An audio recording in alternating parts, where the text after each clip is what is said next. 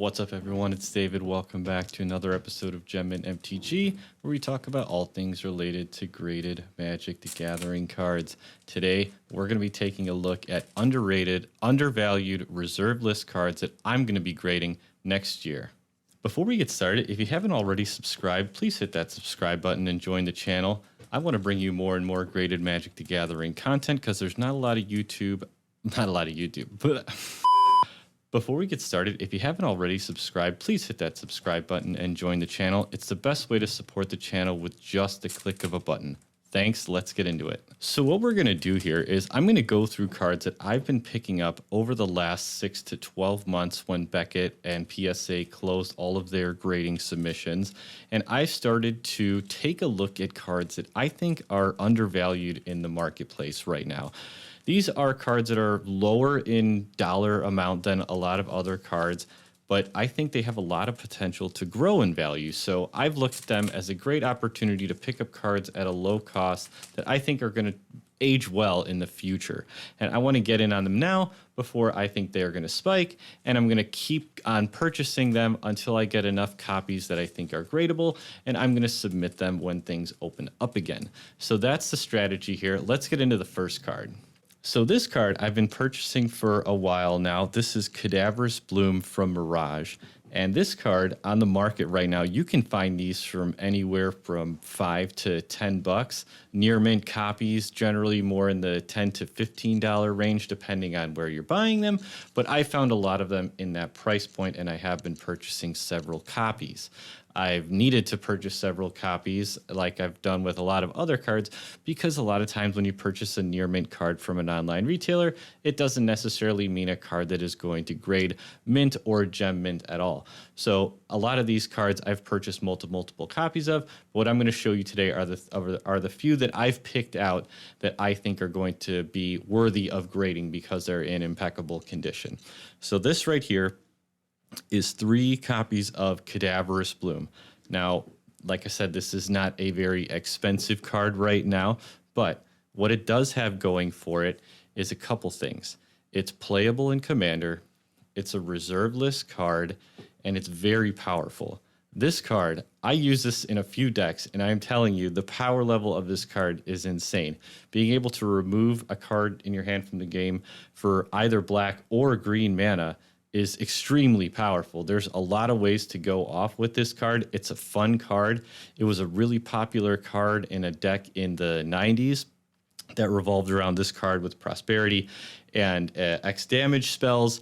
And it's a fun card to play. It's got really cool artwork. It's on the reserve list, and it's really inexpensive. I mean, these are $5-10. So I think it's a great pickup. I'm looking forward to grading it. Like I said, it's not a very expensive card right now, but I think that as they slowly disappear from the market, it's going to be a great opportunity for people to pick them up now at a lower price point and submit them for grading when things open up again. So that's what I'm doing with this card and all the other cards that we're going to go through. But this is the first one that I wanted to touch on. Cadaverous Bloom, just an awesome card for a lot of reasons, and I'm looking forward to getting it graded next year. Let's take a look at the next card. So this next card here is also from the Mirage block. This is from the Visions expansion in 1996, and this is called Griffin Canyon. So this is also, all the cards that we're going to be going over our reserve list. That's what we're going through today. But this is a reserve list card. It's a land, and this also has a few things going for it. It comes into play on tap.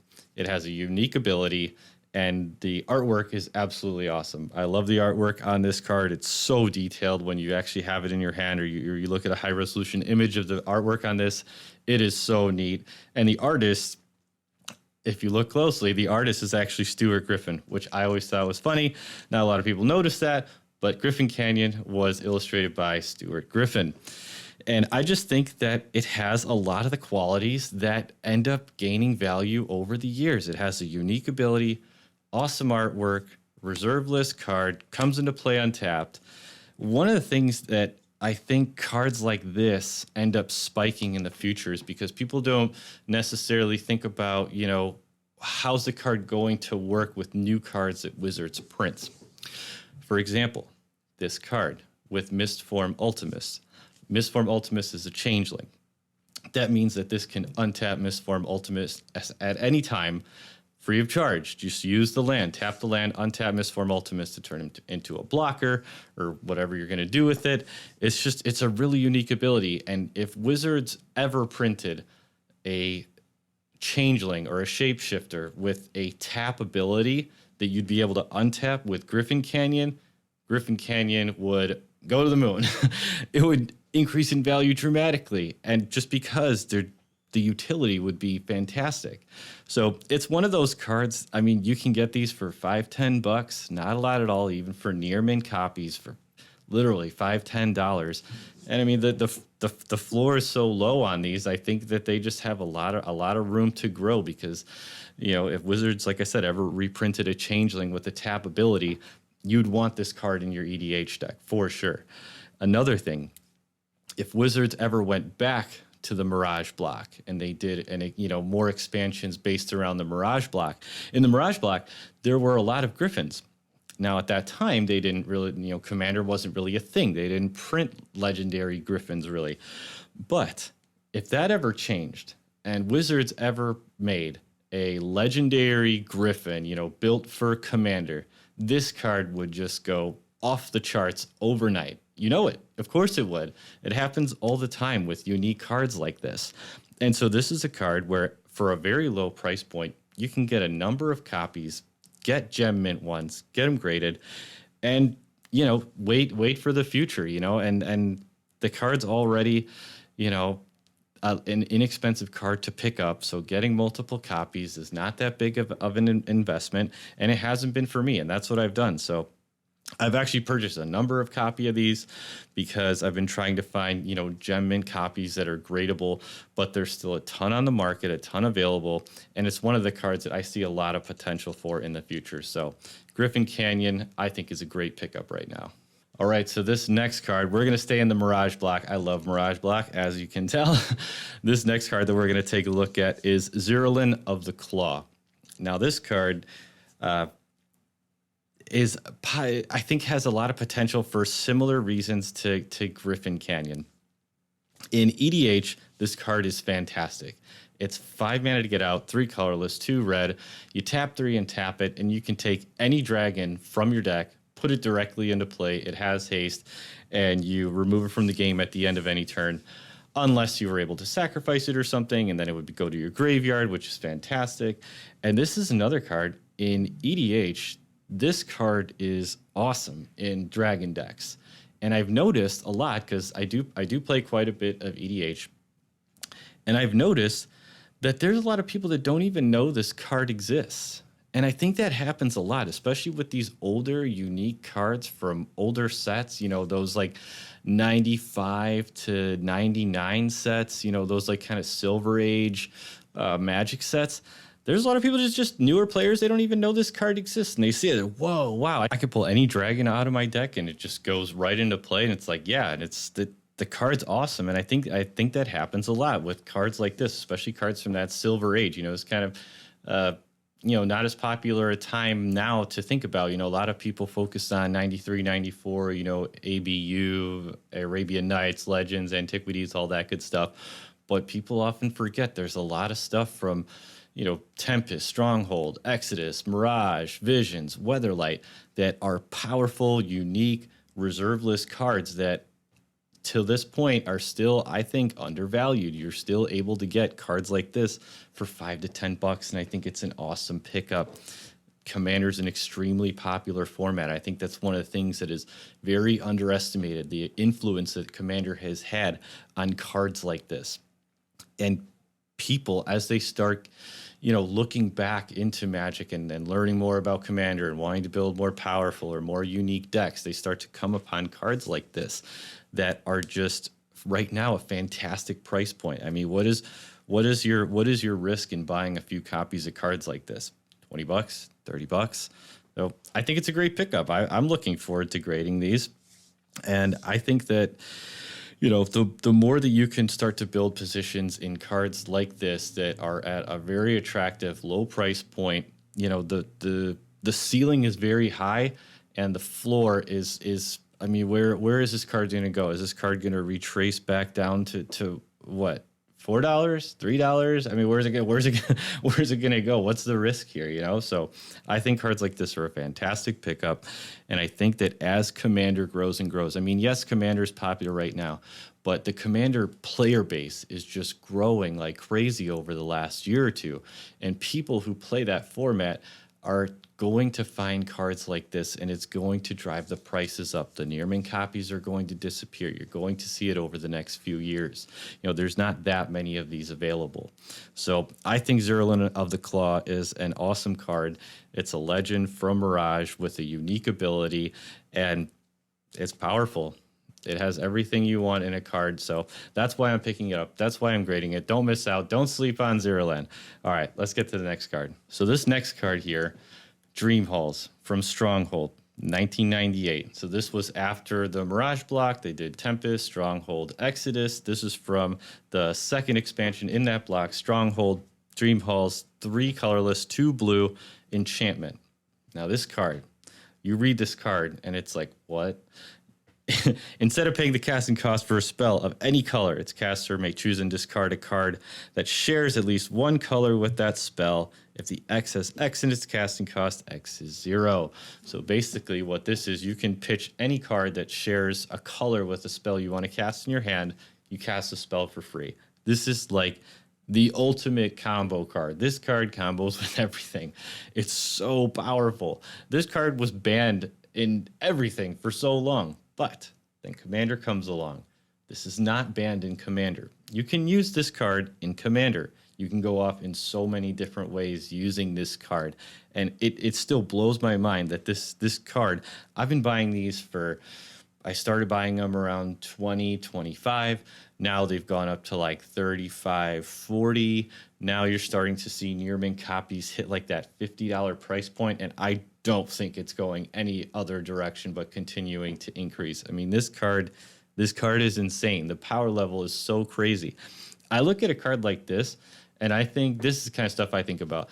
This is like, can you imagine if Omniscience was on the reserve list? Like, say Omniscience came out in Urza's Destiny, and it was on the reserve list. It would be $100, $200 card. Of course it would. It's so powerful. It's so unique. Dream Halls is not that far behind Omniscience. I mean, this allows you to cast spells absolutely for free. And I just think for being on the reserve list with a price point of $40, $50 for near mint copies, I'm buying them. I'm grading them. I'm looking forward to it. I think this card is awesome. I love the Silver Age. As you can tell, a lot of cards in this video are Silver Age cards, but I just think that they're underrated, undervalued sleepers. I don't see this card staying at the $40, $50 price point for very long. I mean, the playability in Commander, the power level, reserve lists, this is the kind of card you're going to wish you bought at the prices that they are now. So that's what I'm doing with this card, Dream Halls. I've picked up a few copies. I've got, I think, 3 now that I am going to be grading. I'm really looking forward to getting them back, hoping for some 9.5s. But yeah, don't sleep on Dream Halls. All right, this next card, this is the last card that we're going to go over today. This is Palinchron from Urza's Legacy 1999. So this was the second expansion in the Urza's block, followed by Urza's Destiny. And this is another card, playable in EDH, extremely powerful, reserve list card that right now I've been picking these up for, I think I started buying them around $40, $50, and now they're getting up to like 60, 70 or so. I'm still buying them when I see one that's a good price point. But this is another one that's slowly crept up in value over time because this card is just, it combos with itself. It's the kind of card that once you have a, mana engine going, you can, double your mana or something like that. You basically go infinite with Palinchron. Extremely, extremely powerful. It's a very unique card. It's the kind of card that they would never print a card like this before, or they would never print a card like this again. And I think that it's a great pickup. I'm still buying these. I'm trying to get a few more copies that I think are grade worthy. I have one here so far. I have several others that I purchased in near mint condition that were not worth grading to me. But I think that this is another card where if you get in on it at that price point now, over the years, cards like this are going to get harder and harder to find in good condition because it's an extremely popular card. You can use this in a lot of different blue decks. It combos with a ton of stuff. So there's a lot of people that are picking up this card to play with it. And once a card starts going in and out of sleeves and starts getting used, shuffled up, all that stuff, it's not gem mint anymore.